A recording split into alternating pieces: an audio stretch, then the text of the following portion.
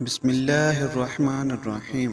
شروع اللہ کے پاک نام سے جو نہایت مہربان اور رحم فرمانے والا ہے۔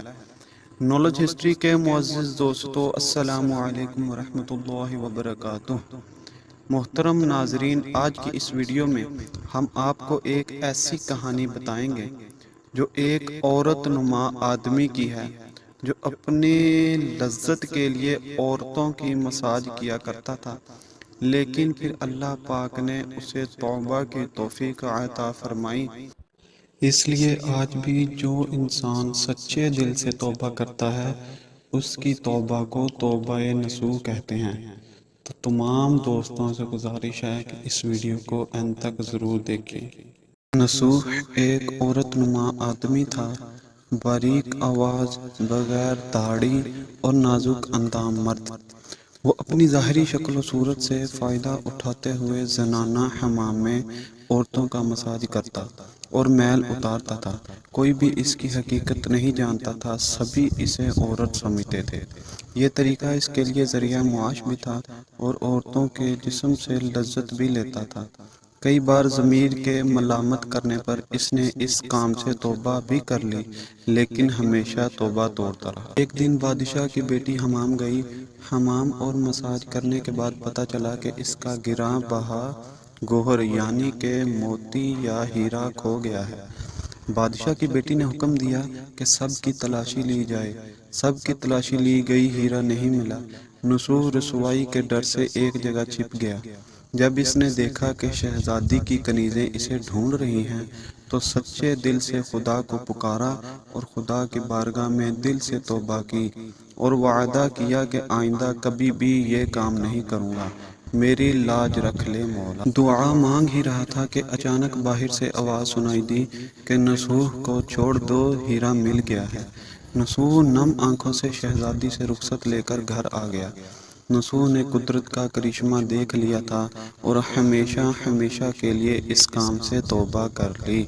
کئی دنوں سے حمام نہ جانے پر ایک دن شہزادی نے بلاوا بھیجا کہ حمام آ کر میرا مساج کرے، لیکن نصوح نے بہانہ بنایا کہ میرے ہاتھ میں درد ہے، میں مساج نہیں کر سکتا ہوں۔ نصوح نے دیکھا کہ اس شہر میں رہنا اس کے لیے مناسب نہیں ہے، سبھی عورتیں اس کو چاہتی ہیں اور اس کے ہاتھ سے مساج لینا پسند کرتی ہیں۔ جتنا بھی غلط طریقے سے مال کمایا تھا سب غریبوں میں بانٹ دیا اور شہر سے نکل کر کئی میل دور ایک پہاڑی پر ڈیرا ڈال کر اللہ عز و جل کی عبادت میں مشغول ہو گیا۔ ایک دن اس کی نظر ایک بھینس پر پڑی جو اس کے قریب گھاس چر رہی تھی۔ اس نے سوچا کہ یہ کسی چرواہا سے بھاگ کر یہاں آ گئی ہے، جب تک اس کا مالک نہ آ جائے تب تک میں اس کی دیکھ بھال کر لیتا ہوں، لہٰذا اس کی دیکھ بھال کرنے لگ گیا۔ کچھ دن بعد ایک تجارتی قافلہ راستہ بھول کر ادھر آ گیا، جو سارے پیاس کی شدت سے نڈھال تھے۔ انہوں نے نصوح سے پانی مانگا۔ نصوح نے سب کو بھینس کا دودھ پلایا اور سب کو سیراب کر دیا۔ قافلے والوں نے نصوح سے شہر جانے کا راستہ پوچھا۔ نصوح نے ان کو آسان اور نزدیکی راستہ دکھایا۔ نصوح کے اخلاق سے متاثر ہو کر تاجروں نے جاتے ہوئے اسے بہت سارا مال بطور تحفہ دیا۔ نصوح نے ان پیسوں سے وہاں کنواں کھدوا دیا۔ آہستہ آہستہ وہاں لوگ بسنے لگے اور عمارتیں بننے لگی۔ وہاں کے لوگ نصوح کو بڑی عزت اور احترام کی نگاہ سے دیکھتے تھے۔ رفتہ رفتہ نصوح کی نیکی کے چرچے بادشاہ تک جا پہنچے۔ بادشاہ کی دل میں نصوح سے ملنے کا اشتیاق پیدا ہوا۔ اس نے نصوح کو پیغام بھیجا کہ بادشاہ آپ سے ملنا چاہتے ہیں، مہربانی کر کے دربار تشریف لے آئیں۔ جب نصوح کو بادشاہ کا پیغام ملا اس نے ملنے سے انکار کر دیا اور معذرت چاہی کہ مجھے بہت سارے کام ہیں، میں نہیں آ سکتا۔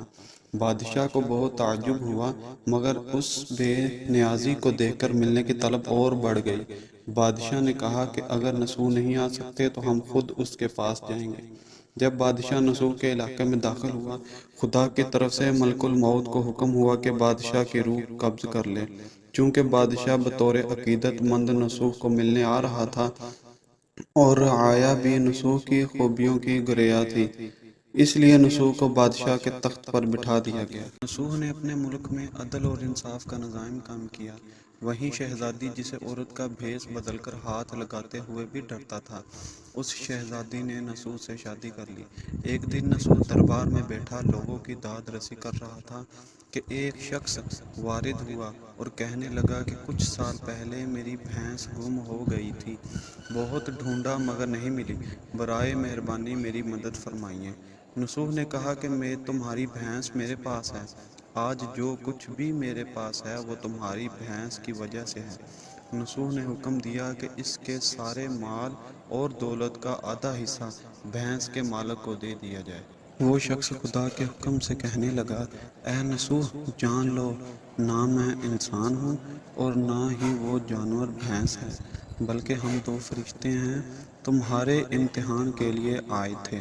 یہ سارا مال اور دولت تمہارے سچے دل سے توبہ کرنے کا نتیجہ ہے۔ یہ سب کچھ تمہیں مبارک ہو۔ وہ دونوں فرشتے نظروں سے غائب ہو گئے۔ اسی وجہ سے سچے دل سے توبہ کرنے کو توبہ نصوح کہتے ہیں۔ تاریخ کی کتب میں نسوح کو بنی اسرائیل کے ایک بڑے عابد کی حیثیت سے لکھا گیا ہے۔ نسوح رزق کمانے کے لیے اللہ کا ناپسندیدہ کام کیا کرتا تھا۔ جب وہ کام اللہ کے خوف کی وجہ سے چھوڑا تو اللہ نے رزق کے اسباب پیدا کیے اور بادشاہت تک عطا کر دی۔ حرام طریقے سے لذت حاصل کرنا چھوڑا تو اللہ نے نکاح میں شہزادی دے دی۔